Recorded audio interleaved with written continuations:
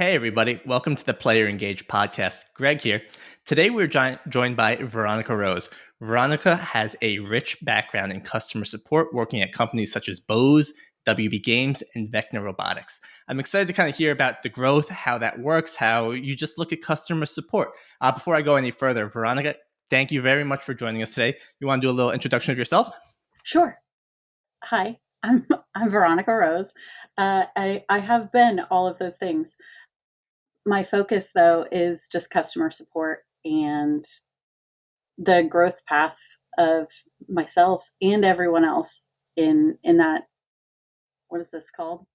Nope, nope. And the growth path of everyone in that career path. I don't Yeah, know. customer support. And there's a lot And going on. support. Yeah, Sorry, I can do don't be that again. sorry. This is the whole conversation thing. It's It's camera gonna camera take fights here. It's gonna take forever, Greg. No, I'm sorry. no, it's Okay. not. And we could just have the conversation. So it's an interesting concept because I started my career in customer support and it Yep. was a nightmare to me. I was on the phones and we also kind of, with Bose, I'm interested in what you're interested on, kind of what the career was like at Bose. But from my career path, we were in the financial sector, and when services went down with someone trying to trade stocks in the stock market, it was a nightmare. They'd call and yell at you and be not nice, and it was sad for me. But for Bose, which is an awesome company, you can make headphones, you make all audio devices. Like, well, what's the customer support like at Bose? Well, I can tell you what it was like because I believe that since I left there in the interim years, they have outsourced all of their support, which is unsurprising as they're in the Massachusetts area. That's where their support was, so it's pretty expensive here. It was it was an interesting it was an interesting job. I started working there as a customer support agent slash tech support agent because I worked overnights during the holidays. And it was, oh my goodness, it was them having their commercials on TV at like 3 a.m. and people would call and just be like, hey, tell me about this Bose system. Or like, I would like to learn more about your digital radios. So I learned a lot because I was not really that big of a like a speaker head or people who were big into Bose, but I met some really great people working there and being third shift. Like there's like five of you and you get to be really close and you learn how great customer support can be in that small environment. At that point, what was it? Purely phone support, email support, something else as well, or is it really those? Thank you for thinking I'm that old. Which part? Hey, I It could have said was rotary dial, smoke signals. yeah. We had to do everything in sign language because there were no talkies back then. No, it was mostly phone support though. So because they would run the ads. It was 2007. So it was right around the time that Hurricane Katrina had happened in the South, and all of these ads were running in the South. And like as a human, I felt really bad because I'm like, these people have like literally lost everything, and here I am trying to sell them $1,000 stereo. And it's personal choice. I'm sure there are people who have money for $1,000 stereos, but it did feel really like not great sometimes where they were like, I think maybe if I put it on a credit card, I could do this. And that's the part that I did not love. The part that I did love was, when an older person would call and they would be so excited that they had the money finally for this elite brand of radio and they were going to show it to their kids at Christmas, that kind of thing. It's the funniest thing. I remember growing up, everyone had the Bose. Was it like the Wave something or what it was? Yeah, Like the the Wave long. radio. That was Yeah, like the hottest item, and it just feels so antique now, even thinking about it. Like, yeah, yeah. I see them every once in a while in like if you go to like a small shop where like the it's just like a little independently owned thing. There's usually one in on the back wall that they're listening to, because they are excellent sound. And I think at the end of the holiday season, I got the acoustic wave, which is the taller wave radio. The I don't know, I don't even know how much they are because I was never in the market for one. But and then we also got the Quiet Comfort headphones, the ones Nice. that are noise canceling. Those are amazing. They don't make the on ear ones that I had have because I still own them. But excellent if you want really good headphones. See, you still got the little sales I back know. there from Bose. Just call this number. We'll get you set up. So from there, you love customer support. You find Turbine. Yeah. So I started looking because my kids at the time were around 3 and 5. Yeah, And been there. I, yeah, I was done living the overnight life while having kids who were starting to get into school because it's hard to get home at 7 a.m., put them on the bus, sleep for a little bit, wake up, and So I started looking for something different, and I was my husband was at a poker game with his buddies, and one of those guys happened to work for Turbine, and he said, "Hey, we're hiring for customer support. Veronica could do that." And I was like, "All right." I like Asheron's Call, one of my favorite video games, and I applied, and it was like that to get the job. Like it was not hard at all. I was like, I don't know what people complain about. Little did I know that it is actually very hard sometimes to get hired into video games. So yeah, that was how I came to go to Turbine, was that I I wanted a customer support position and I liked their product. Yeah. And then at Turbine, you held a number of different roles, right? So you started off at customer support. I think it all probably falls under the customer support branch, right? Is this when you Yeah. were first exposed to like the different parts of customer support as well? Yeah, it was mostly, so when I started, it was in-game support. So I was the person who, if you were playing Lord of the Rings online and you accidentally deleted your pony, that you were submitting a ticket in game, and I would tell you, like, hey, sorry. Well, when I started, hey, sorry, I can't give you back your pony because you've already gotten one item reimbursed to you.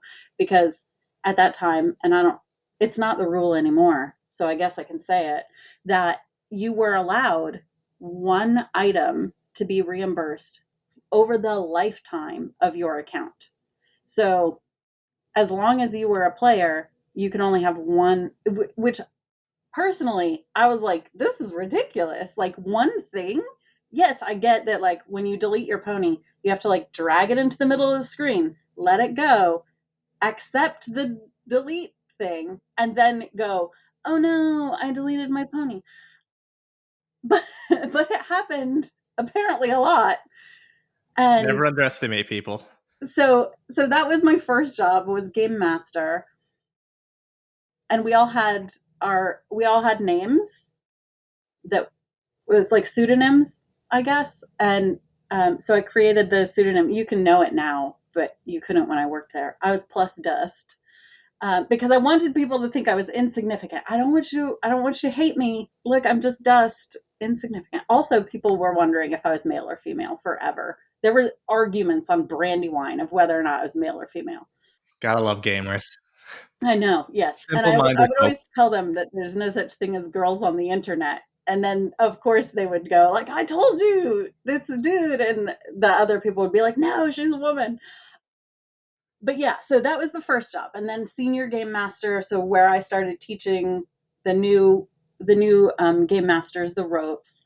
And then from there I became, I think I went to fraud support, where if you said, "Hey, I didn't mean to make this purchase," we could go look and see if you used all the stuff. We could do, if you did chargebacks to your account, but you still wanted to play, it would come to us and we would work through that with you.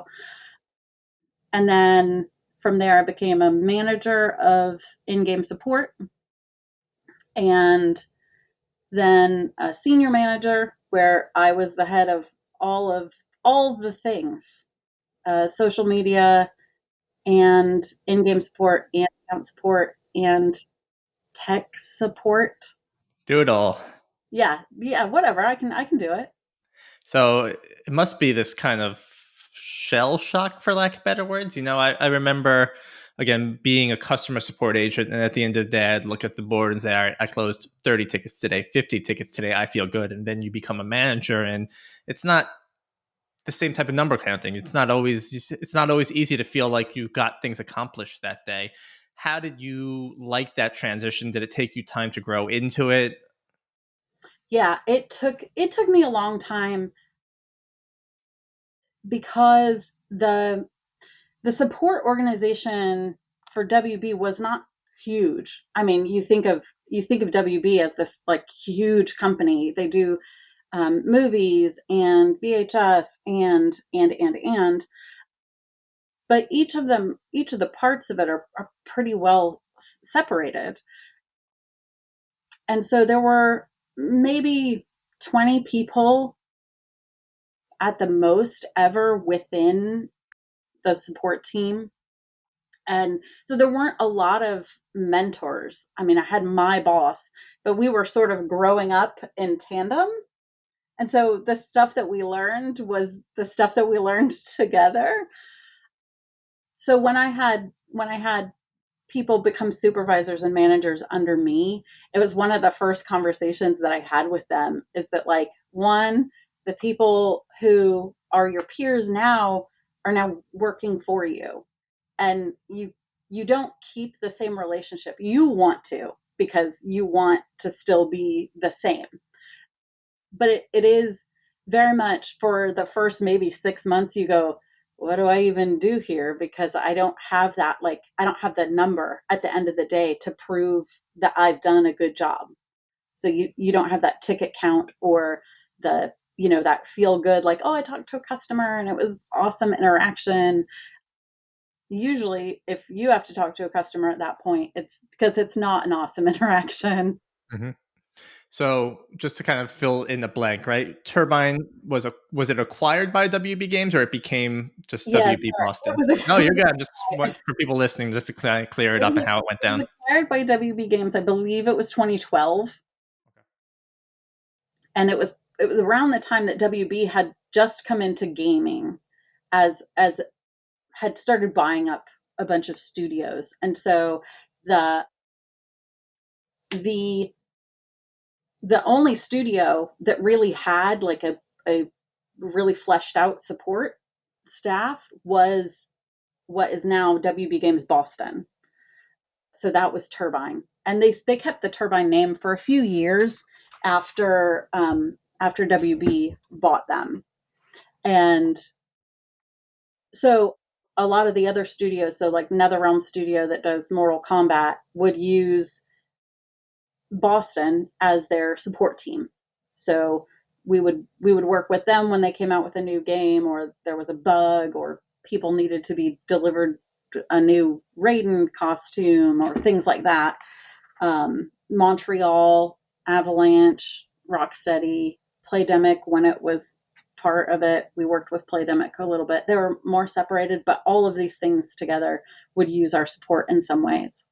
Very cool. So now you're getting visibility across kind of the gaming world, right? It's been a number of years you're in there, and you start managing these teams and building teams, right? When do you start formulating these strategies on what works and what doesn't work in customer support? Because there's also this kind of interesting transition over the time where things become more digital, right? Of course, they were always digital, but there's less phones, there's more emails, chat starts kicking in, like different types of things. And then all these strategies that exist today probably started being thought about back then, like VIP type of stuff and things like that. So when do you kind of start thinking about all this stuff? Yeah, so I think it was, oh my goodness, I want to say it was right around the time that maybe, so when we sold off the MMOs, so we sold them to Daybreak. So we sold MMOs because there was, we were shifting from this sort of old style of gaming to mobile gaming. and that was when Game of Thrones Conquest was going to launch. And so we had with the MMOs, Lord of the Rings Online and Dungeons and Dragons Online, we had phone support. So if you had an account question, you could call us, and then in-game support, you could email only, or not email. It was in-game chat. So we had different ways that you could contact us, and when we shifted to this sort of mobile game strategy, we kept the phones open because we were like, well, it's a phone, so like they'll want to call us, right, if they have a problem with their game. And I think we left the phone open for like 3 months, and we got a voicemail, like one. That was it. And that was how I learned that people like to play on their phones and not talk on their phones. So Yeah. yeah, it was a huge leap for us as just this tiny sort of support staff, because most of the games that we have are email support. They have. It's still a part of me. And so it's mostly email support. There's not even at least at the time that I exited, there was no sort of strategy for like, let's move on to just like SMS, or let's move on to something like larger, a different kind of strategy, because email support seems to work well for WB. What Veronica may or may not remember is that in 2020, I was on an email thread with her as a sales engineer for Helpshift, trying to sell WB Helpshift, but they were very content with their Zendesk strategy, which fair, I understand, but you gotta get with the times, you gotta get Now with the I'm chat. really sorry, Greg. Yeah, no, Now I'm really I could sorry. tell.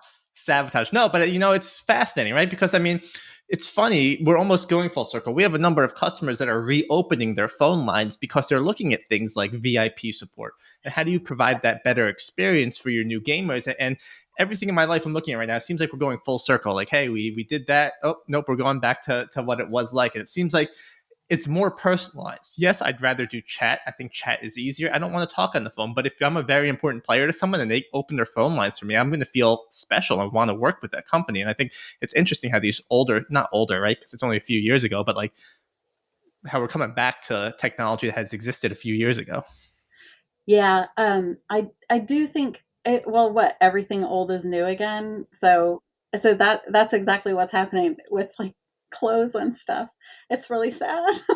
But It's that cycle also seems to be speeding up, of like what's trendy and things like that. So as far as the phone support thing, I would love to see more of the VIP type things. They're hard to they're hard to build. So when Game of Thrones Conquest first launched, it was unclear how successful it was going to be. So it sort of grassroots became this huge success, and then marketing went like, oh, we can build on that. And so from the support point of view, we were caught off guard with people spending what we thought was like exorbitant amounts in video games. Like, this is ridiculous. Like when they yell at us and say that we pay your salary, like they legit do. Like so so that was where we were like, okay, well, we have to do something. And so we started looking at like ways to create a VIP program for the Game of Thrones customers. And and we had a couple of little forays into it of like, well, maybe we queue them differently, or maybe we gift them differently. But then there was issues with like, okay, well, if they're international, I I can't just send them X. I can't send them a gift because there's laws and rules, and this is going to take forever to get here, but this is going to get here tomorrow, and then they're going to think that they didn't get one because theirs is going to take forever, and that. Yeah, so it's a huge undertaking. Kudos to anybody who's made it work. Yeah, it's fascinating. And seeing some of these companies how they scale, how they build out these systems. It is a giant customer journey, customer map of understanding who goes where. And Yeah, beauty of this is all of it can be manipulated fairly quickly. So if you want to do A/B testing, right, you can see what's working and what's not working. yeah. So you built out your strategy at WB, you kind of expanded it, and then you met our friend Peter. Peter works at Keywords, Peter Gerson, and Who I told he should do this podcast, and he's like, "Oh, I'm too busy." he's gonna You're be on not too busy, Peter. he's It's gonna be just on here too next week. important. I don't know when that's gonna film when it's actually gonna launch compared to this one, but we were gonna be Is he talking really to gonna him. do it? Yeah. I'm so excited. Everybody So skip this episode and go to the one with Peter. So Peter is kind of a generalist in the industry who knows a little bit about everything, enough to be dangerous about everything, right? And you met him. I guess at this point, you're at WB and you're looking Yes. to outsource some of those work. First of all, I mean, if we can go into it or you remember, right? Because it may just be a no detail to you. It's like, how do you realize at this point it's time to start thinking about bringing on additional help from external sources? So so part of it was, so we did have support. We did have some outsourced support, but we were using them. I don't think we were using them appropriately. We were using outsourced support as a supplement to what we were doing in-house. So it became a, oh, if we had extra tickets because this item was broken, we can have these people do that quick reply to them because they needed to be personalized in some way, instead of just a bulk reply. So at the point where Game of Thrones started to take off, at that point, I think we were getting something like 10,000 tickets a month. It started getting insane. And it was these were tickets that required investigation, not just like, hey, this is a cool game, or hey, can I have free stuff? That kind of, like, basic, like, oh, we can churn these out. Because the game was new, it still had bugs and things, so we had to look at every ticket. At the same time, the players who are big into these forex strategy games, a lot of the most vocal players, I'm not putting everybody in here, would be very upset that their help request was answered with a template or someone who did not seem to be English as a first language.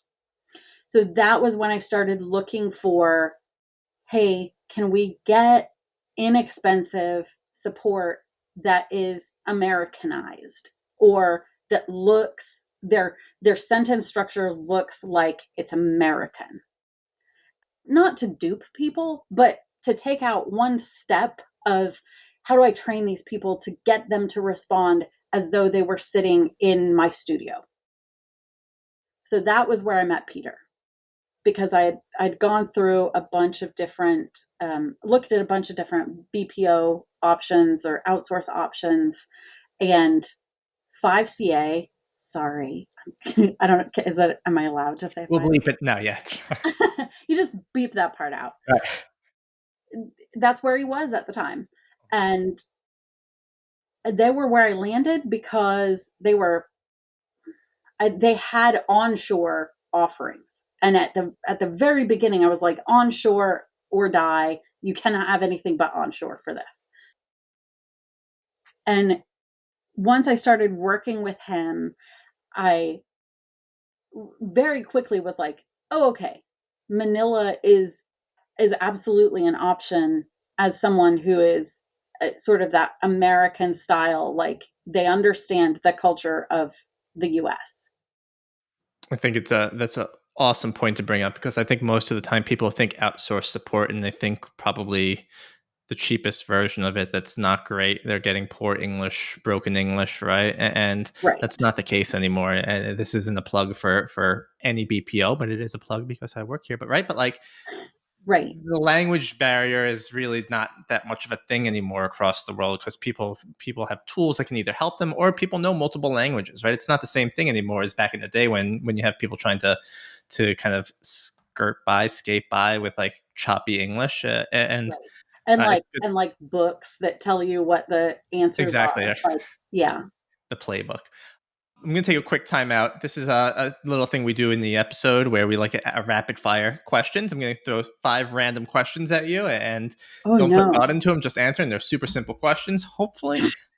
And we'll go. Okay. So, ready? Sure. All right. If you're going to go to a bar, what's the drink you're ordering? Well, they call them different things. It's like a whiskey mule or an Irish mule, a Moscow mule, basically, but instead of vodka, I want whiskey in it. Love it. Great choice. What did you have for breakfast today? I had oatmeal, plain steel cut oatmeal with an apple. I hear oatmeal a lot from people in gaming. It's starting to blow my mind You here. like fast food. Yeah. What is your dream vacation? My dream vacation is just I well, I did it when I turned 40. I went to London for like 2 weeks. All That's my right. dream vacation. There you go. What is your what's the last book you read? The last book I read was The Nine Princes of Amber by Roger Zelazny. The last question is what would be your last meal? Oh my goodness. I'm a big food person. Steel cut oatmeal with apples.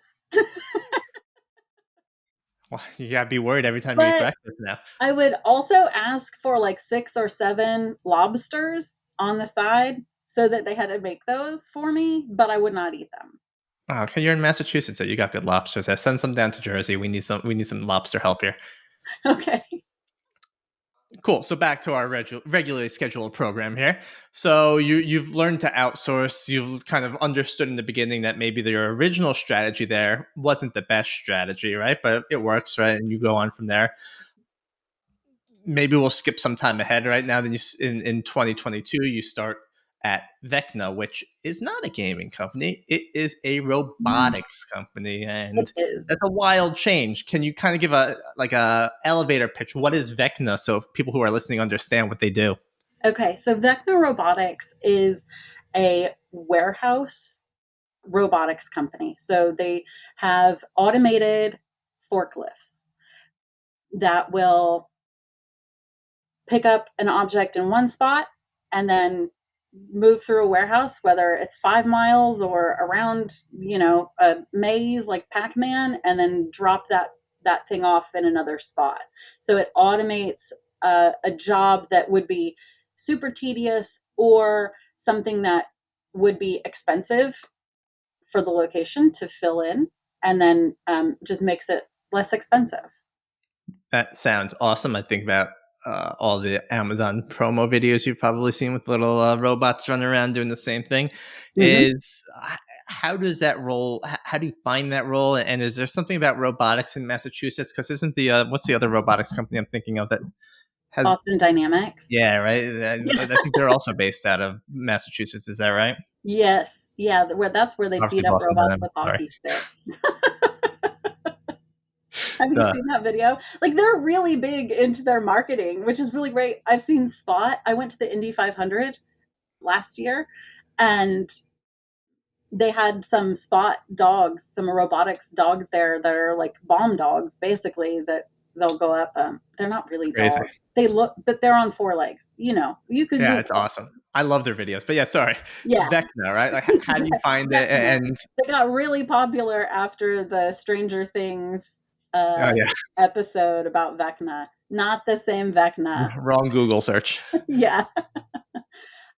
So, but the way that it happened was I was looking for something different. I wanted to change up what I've been doing. I've been doing games for so long, and I found this role to lead a support team at Vecna, and one of the not requirements, but it was like nice to haves was video game experience, and I thought, well, I have to see what this is, and I quickly learned why video game experience was going to be like key to any success for the support team at Vecna. Go on. Yeah, yeah. So the support staff for, because you're like, how do you support robots? Of course, you have. So there were different levels of customers. So I would call one paying customer. So this is your, like, give me a company like Target. We'll say Target. You have your VP people who are going to be like, we want to automate warehouse infrastructure. How do we do that? Oh, let's get a robotics company. And they would be the paying customer. So they're like, please put your robots in our warehouse. And then there's the user customer. So those are the guys who are in the warehouse, who are actually physically going to be with the robot and on the team with the robot. So the support staff would talk to the user customer. So they would call or email. Sometimes they would text for like, can you help this robot? This robot is not working. Can you tell me why it's not working? And the team then assists with, have you tried turning it off and on again? Because ultimately it's a forklift with the brain attached to it. And for, any number of things that they would call to ask about. How do I get it to turn on? How do I get it to do this? Why is it sitting over here? Because the light stack would have codes on it, so it's software. It's ultimately everything that we're talking about is software. Video games, robotics, software. And then the more interesting part of what my team worked with is something that looked a lot like a really 80s video game of a layout of a warehouse. And you can go to Vecna's website. I think you can see this on the website. If a robot is stuck in a particular location, say that a box has dropped off of a warehouse scaffolding or something, and it gets in the way of the robot will attempt to go around it. If there's not enough space, because it has little sensors around it. If there's not enough space, the robot will then submit its own ticket, basically, and say, hey, I need help. I can't get around this box. And then one of my team members will go like, I'm going to help this robot get around this box. And you look through the camera and go like, okay, we can make it. As a human, I can see we can make it. And then you sort of Ender's Game move the robot around the obstacle and then say, okay, you're clear. And the little robot goes on its way. Fascinating. Yeah. Crazy. And they So do that 100 times a day. so your team was responsible, I guess, was that the primary use case to take control of the robot, drive around? Yeah. Help the robots when they got stuck, because part of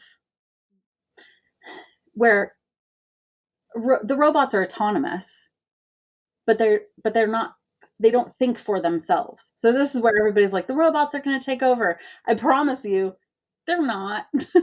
Just put a little piece of plastic on the floor or like a small bit of 2x4 in the way, and you're scot free. You can go. That robot will be there, wondering how it's going to get around. So, this is where Peter's going to re-enter the story at some point, but I'm curious, at what point do you realize, hey, we need help here? Yeah, because so my team was 9 people at the time that Peter comes into the story, and with each new customer, there is at least 6 new robots that come online, and part of the service is 24/7 Pivotal Command Center. That was the name of my service team. 24/7 support. And once you get eyeballs looking at X amount of robots, you are like, because the robot will sit and idle for a second and be like, I'm not sure if I can get around this. Let me think about it for a minute. However, the team's so good, they can see the robot stop. They can see the outline that the LiDAR is creating, like, oh, I can see that there's an object in the way. So they are sometimes faster than the robot at sending that information back to us. Humans, again, you know. And so at some point I was like, okay, we need more people because it's going to become untenable for anybody to look at 100 robots all over all over different warehouses. And so I start thinking of how do I outsource this job? Because again, we're in Boston, we're in Waltham. It might as well be Boston, and it's expensive for support. So I'm also looking at, because it's 24/7, I'm looking at, okay, well, where can I have people who would be working that overnight shift overnight to Boston, but maybe where they live it's not overnight. So sort of a follow the sun type model. And then I start thinking, well, who is going to be able to do this job? Because it's so weird. How do I even explain it to someone who's never read Ender's Game? And so my immediate thought was standard call center. Like, think about standard call center. And then I was like, no. Like, they yes, they will have the customer support skills. So when someone calls and says, hey, can I do this? Or can you fix this? They would be like, yep, we can turn it off and on again for you. But I was like, there's no way that I can train them how to basically play a video game that might end up in you like running into a bunch of boxes or something like that. And then I thought, okay, well, if we do tech support outsourced, like just like a IT solution almost. And then I was like, no, that's more expensive than just having in-house customer support. Like, once you get to scale, like Yep. if I'm hiring eventually 18 people or something like that, it's going to be really expensive. And so I finally was like, well, it is like a video game.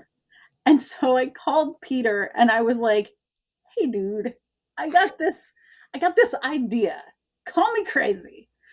And and I said, also, like, I only need like 3 people to start because I need to know if it works first.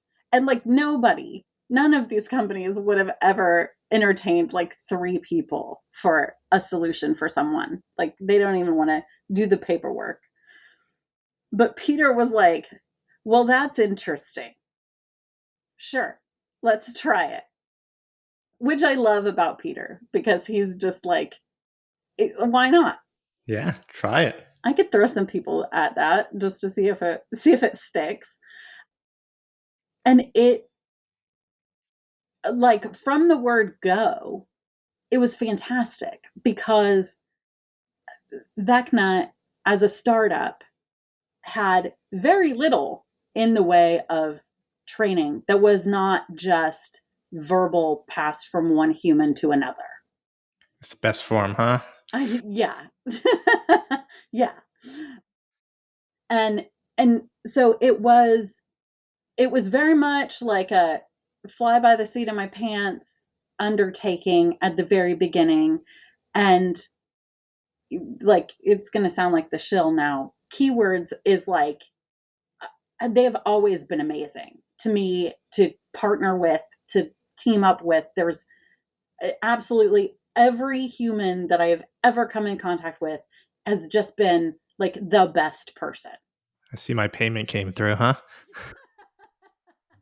I appreciate that. No, it's a cool company, right? I mean, like you said to Peter, like, this is a technology problem. We're a technology company. Let's figure out a way to make this work. Yeah, it's not our usual bread and butter, but why not take a Yeah. look at the new problem and figure out a solution? Because if it helps you, it might help others as well. Yeah, and so we started some folks in Manila and in Mexico because at that time we had just started working with a company whose warehouse workers were in Mexico. And I was like, we don't have any Spanish speaking. And at some point, somebody's going to call us and they're not going to speak English because they're just a warehouse worker. They never thought they would have to work with a robot and speak English to get it to work again. So it was kind of a good start to build on a like global sort of robot takeover. I think it's a cool problem and solution, right? It's something you think of, and you keep saying Ender's Game, and we talked about this before. Like, I love that analogy; it makes perfect sense, right? Like, get Yeah, into a little booth and just maneuver the vehicle, and it's you say it's not necessarily easy to trust someone. I didn't really think about it. Like if you bump into a box, like you might be really causing some major damage, not just to the unit itself, but to the company that's it's working for, right? Like yeah. so it's interesting. And as a as a leader of customer support, right? Do you have different metrics you monitor for a company like that, or KPIs that you monitor for a company like that compared to a video game company? No, no, not really, because the life of the agent is pretty much the same. There's the tickets per hour and the quality of your responses and then customer satisfaction. It's the I think the big difference is that with a video game, the player basis can be millions of people, and you might hear from somebody one time.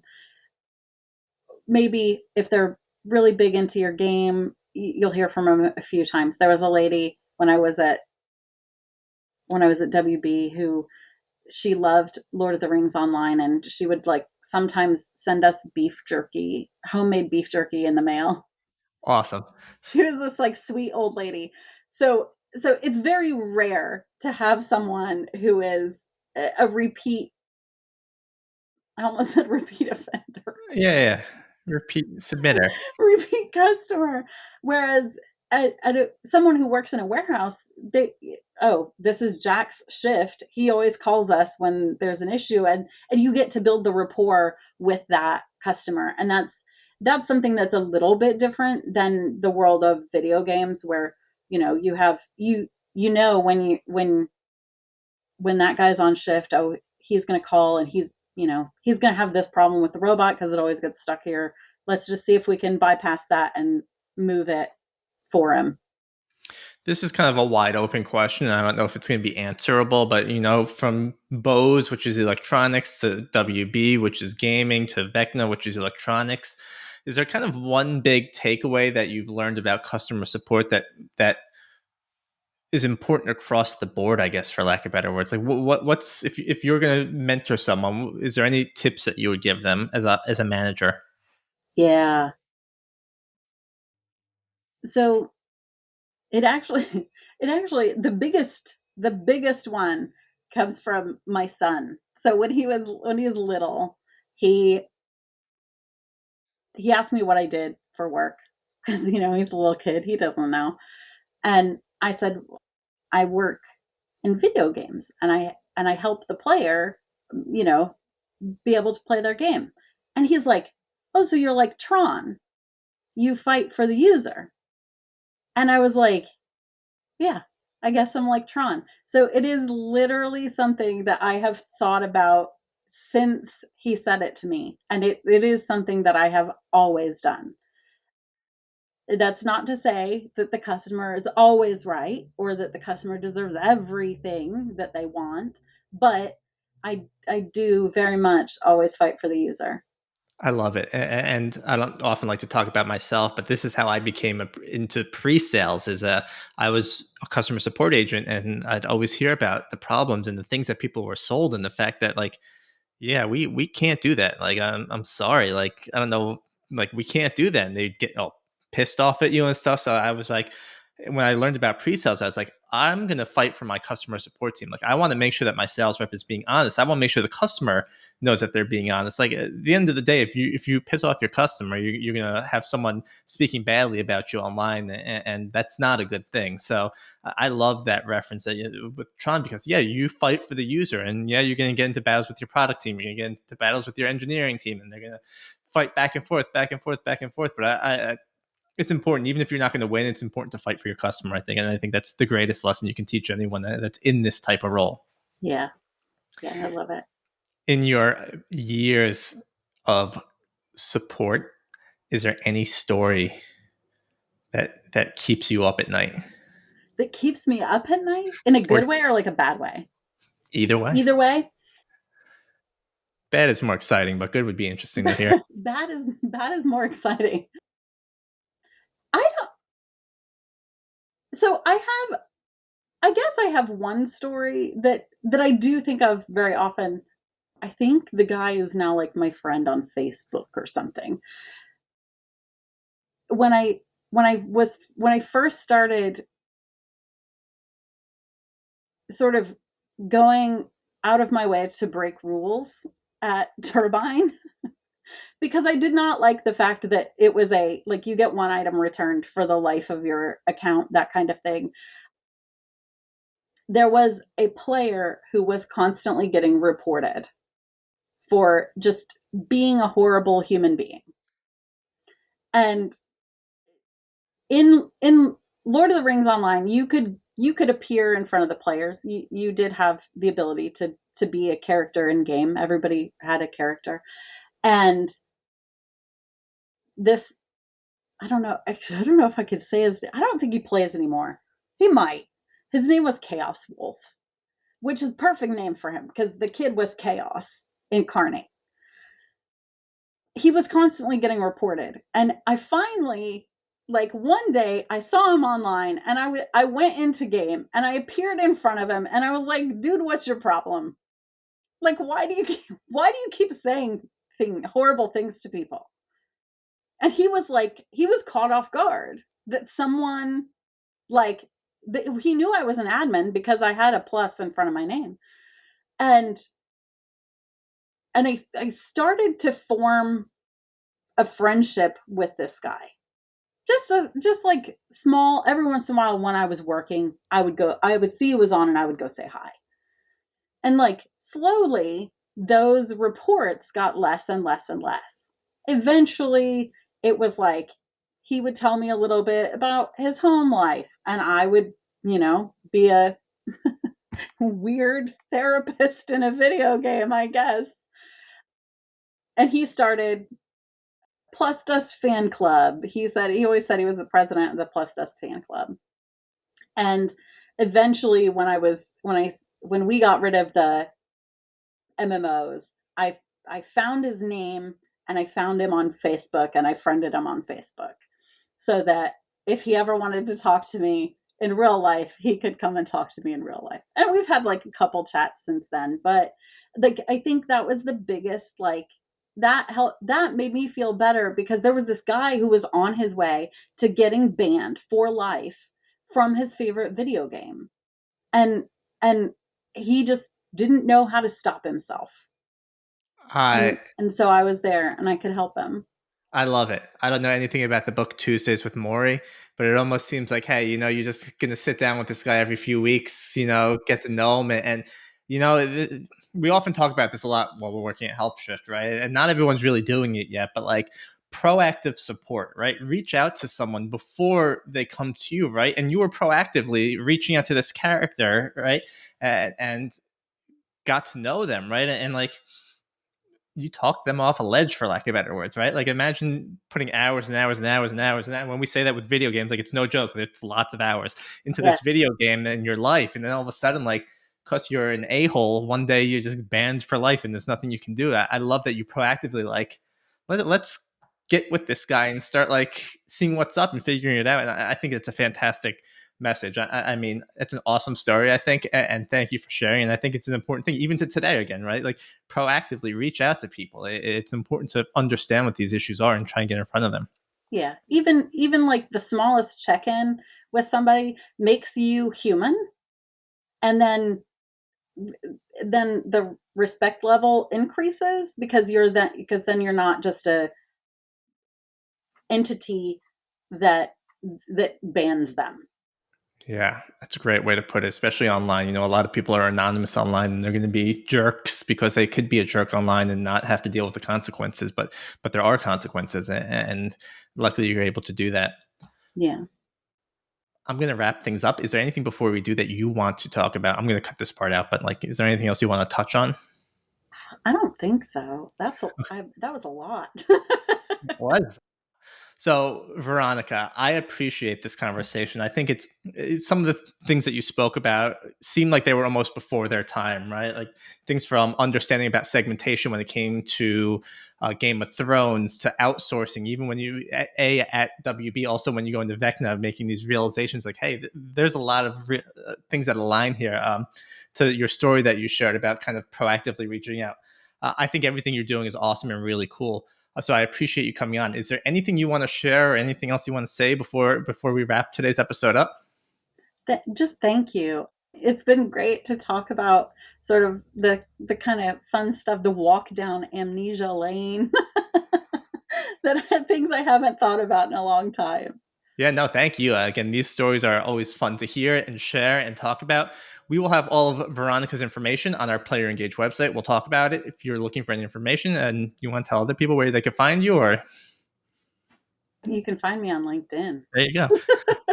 Easy enough. Well, Veronica, thank you so much again for this. I'm hoping we can connect again in the future. And yeah, thank you again for joining us today. Thank you.